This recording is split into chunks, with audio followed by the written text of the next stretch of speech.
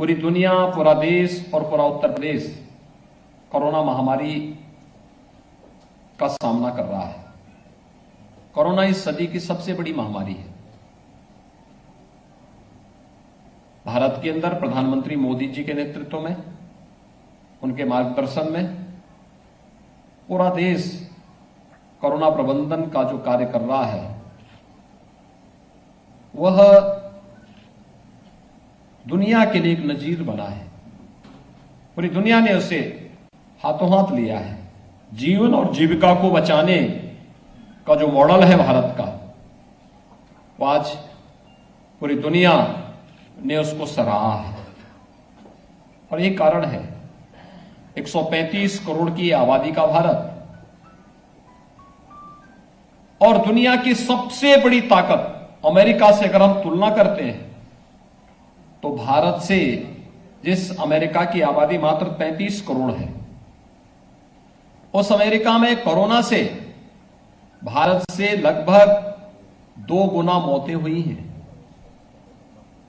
हम अनुमान कर सकते हैं कि आबादी भारत की अमेरिका से 4 गुना ज्यादा है, लेकिन कोरोना में अमेरिका के पास सब कुछ होने के बावजूद अमेरिका ने कोविड प्रबंधन समय से निर्णय न लेने,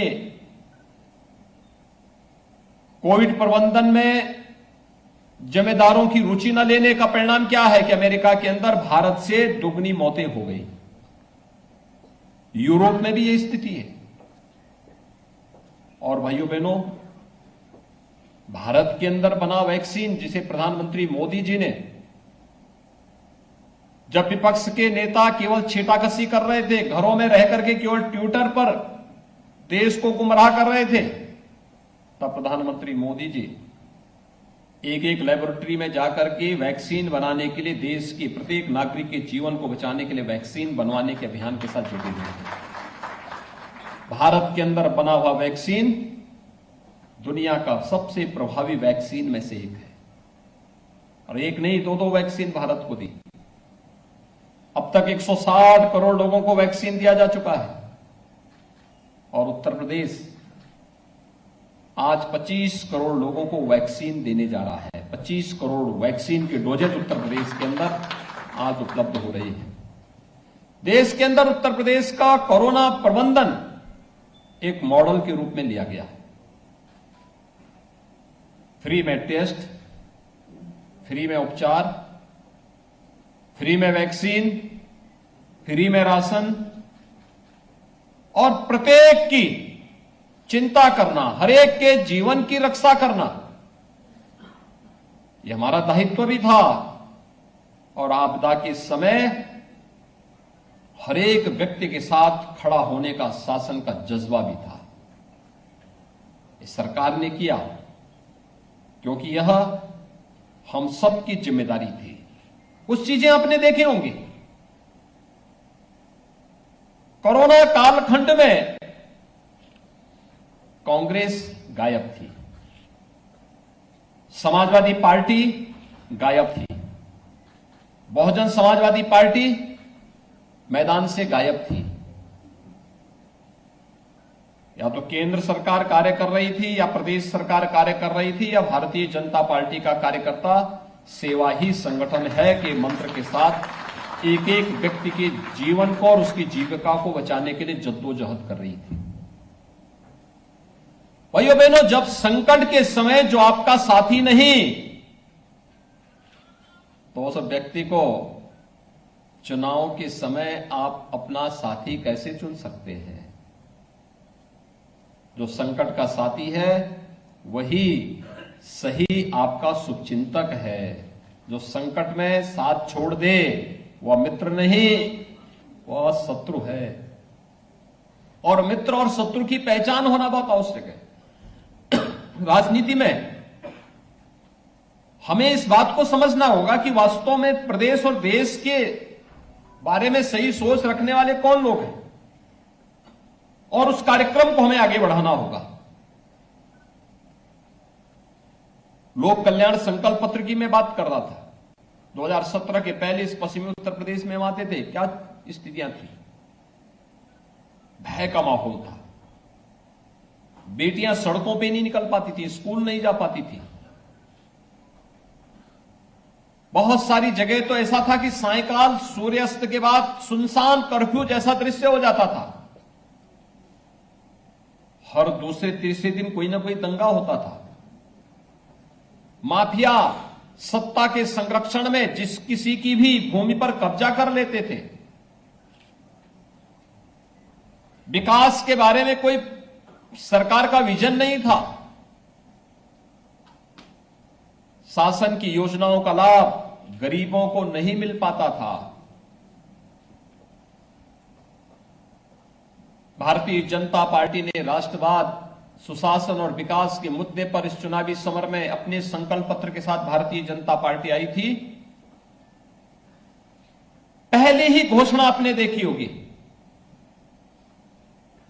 हम लोग जब 2017 में आए तो हमारी सरकार ने, भारतीय जनता पार्टी की सरकार ने पहली घोषणा की थी। हमने पहला निर्णय लिया था अवैध बूचड़खानों को बंद करने का,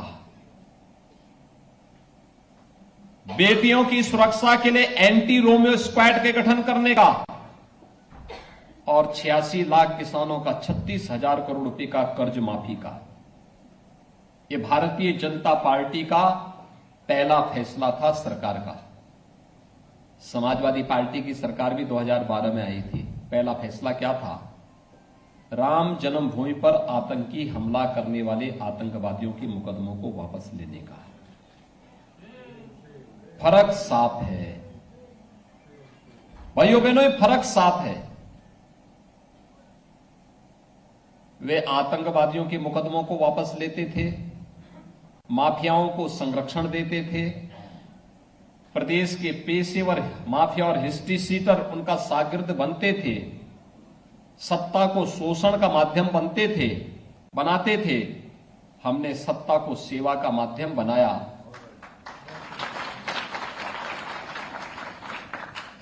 वहां पर मुख्यमंत्री और मंत्री बनने के बाद सबसे पहले अपना बंगला बनाते थे। हमने अपना बंगला और अपना मकान नहीं बनाया, हमने 43 लाख गरीबों को एक एक मकान दिया। 2,61,00,000 लोगों को शौचालय उपलब्ध करवाए, हर गांव में बैंकिंग सुविधा उपलब्ध करवाई, विकास का एक मॉडल दिया। एशिया का सबसे बड़ा एयरपोर्ट जेवर में बनेगा।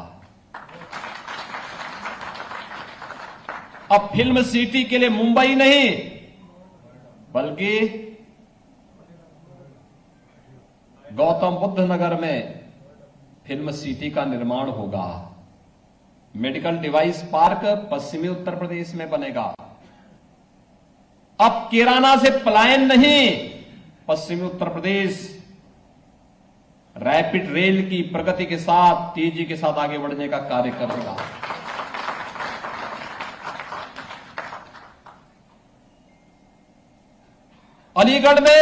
अलीगढ़ मुस्लिम विश्वविद्यालय की स्थापना के लिए राजा महेंद्र प्रताप सिंह जी ने अपनी भूमि, अपनी प्रॉपर्टी दान की थी, लेकिन अलीगढ़ मुस्लिम विश्वविद्यालय में उनके नाम का एक भी पट नहीं। हमने उन्हीं के नाम पर एक विश्वविद्यालय, राजा महेंद्र प्रताप सिंह विश्वविद्यालय, उसी अलीगढ़ में स्थापित कर दिया।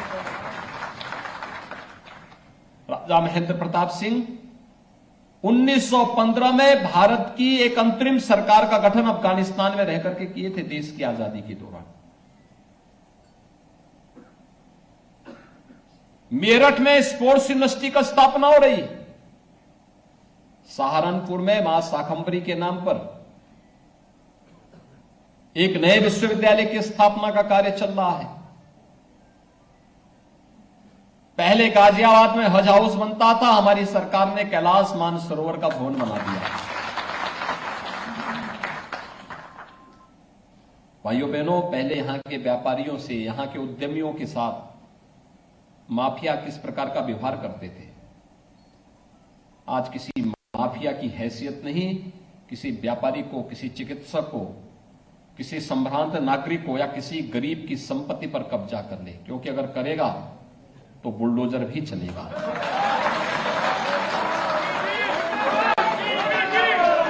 पहले इन गरीबों को मिलने वाला अन्न गरीबों के पास नहीं जाता था। यह अन्न माफिया के माध्यम से बांग्लादेश पहुंचा दिया जाता था। आज यह अन्न उन गरीबों को उपलब्ध हो रहा है। 15 करोड़ गरीबों को डबल इंजन की सरकार डबल डोज का अन्न भी उपलब्ध करवा रही है। 9 करोड़ लोगों को 5 लाख रुपए की सालाना स्वास्थ्य बीमा का कवर भी उपलब्ध कराया जा रहा है। और 1 करोड़ लोगों को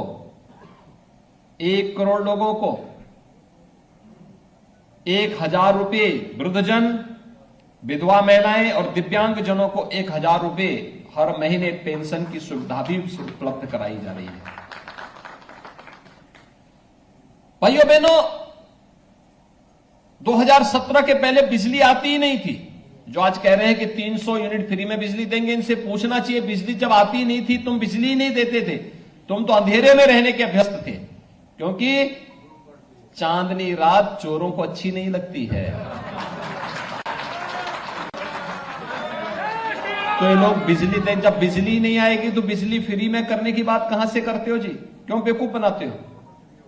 क्यों आंखों में धूल झोंकने का काम करते हो? नए नए सगुफे हमने अपने युवाओं के लिए टैबलेट और स्मार्टफोन देने की कार्रवाई की। अब वो कह रहे हैं हम स्मार्टफोन हम भी देंगे।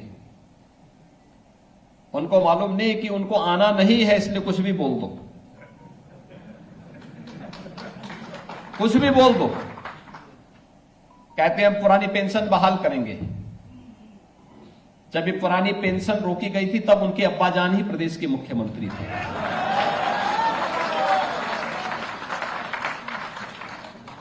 और उसके बाद 4 वर्षों तक प्रदेश के मुख्यमंत्री रहे। फिर 5 वर्ष तक उन्हें स्वयं प्रदेश के अंदर मुख्यमंत्री बनने का अवसर प्राप्त हुआ। लेकिन भाइयों बहनों, प्रदेश के सरकारी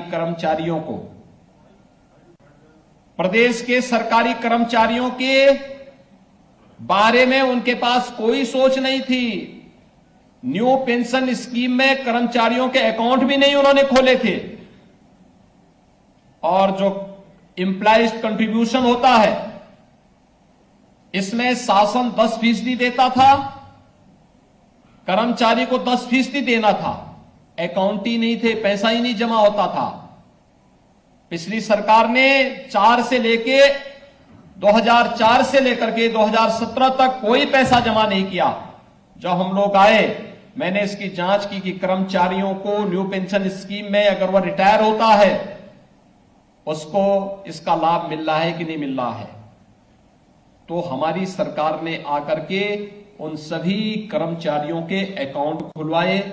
10,000 करोड़ रुपए मैंने बजट से उपलब्ध करवा करके उनके अकाउंट में जमा करवाने का कार्य किया। 10,000 करोड़ रुपए। और एम्प्लॉइज कंट्रीब्यूशन को भी मैंने 10% से सरकार का 10% शेयर से बढ़ा के 14% करने का कार्य भारतीय जनता पार्टी की सरकार ने किया। कोरोना कालखंड में किसी भी कर्मचारी के वेतन में हमने कटौती नहीं की। तमाम जगह राज्य सरकारों ने कटौती कर दी थी, उत्तर प्रदेश ने नहीं की। लेकिन जिन लोगों ने विकास नहीं किया, माफियाओं को संरक्षण दिया, पेशेवर अपराधियों को शागिर्द बनाकर के प्रदेश में लूटमाट मचाई, प्रदेश में दंगों की एक नई श्रृंखला खड़ी की, आज उनके टिकट भी उसी रूप में आप देखने को मिले होंगे। आप देख रहे होंगे किस किस प्रकार के टिकट दिए जा रहे हैं। किराना में व्यापारियों और हिंदुओं के पलायन के लिए जिम्मेदार व्यक्ति को किराना से टिकट दे दिया। बुलंदशहर में, मुजफ्फरनगर में, सहारनपुर में, लोनी में, मुरादाबाद में, अमरोहा में एक लंबी फेहरिस्त है। देखते जाइए किस प्रकार के लोगों को टिकट दे रहे हैं। यह उनकी सोच बताती है। भारतीय जनता पार्टी ने सामाजिक संतुलन को बनाए रखते हुए हर एक तबके को प्रतिनिधित्व भी दिया है, लेकिन साथ साथ राष्ट्रवाद, विकास और सुशासन के मुद्दे पर कोई समझौता भी नहीं किया है। और मैं यही कहने के लिए आज आपके पास आया हूं भाइयों बहनों कि भारतीय जनता पार्टी इस चुनावी समर में आप सबके सामने है, आप सबसे कहने के लिए आई है। आपने 2014 में, 2017 में, 2019 में भारतीय जनता पार्टी को अपना आशीर्वाद दिया, भारतीय जनता पार्टी के प्रत्याशियों को अपना आशीर्वाद दिया। बदले में विकास और सुशासन का मॉडल, राष्ट्रवाद का एक नया मॉडल भारतीय जनता पार्टी ने दिया। जो कहा सो करके दिखा दिया। हमने जो भी कहा सुरक्षा के मुद्दे पर, आस्था के मुद्दे पर, आखिर यहीं से तो कांवड़ यात्रा निकलती है। कांवड़ यात्रा को तो पिछली सरकारों ने रोक दिया था, हमारी सरकार ने कहा नहीं, रुकेगी नहीं, हम सुरक्षा भी देंगे और पुष्प वर्षा से सम्मान भी देंगे।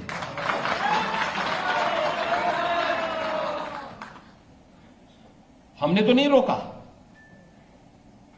भाइयों बहनों, ये विकास की भी आप देखते होंगे।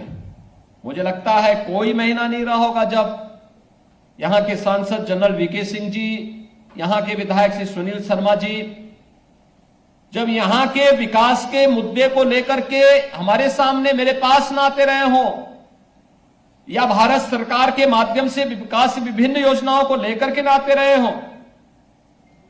गाजियाबाद शहर आज एक नया मॉडल शहर बन गया। पहले क्या था? यानी दिल्ली के बगल में किस प्रकार की स्थिति थी गाजियाबाद की,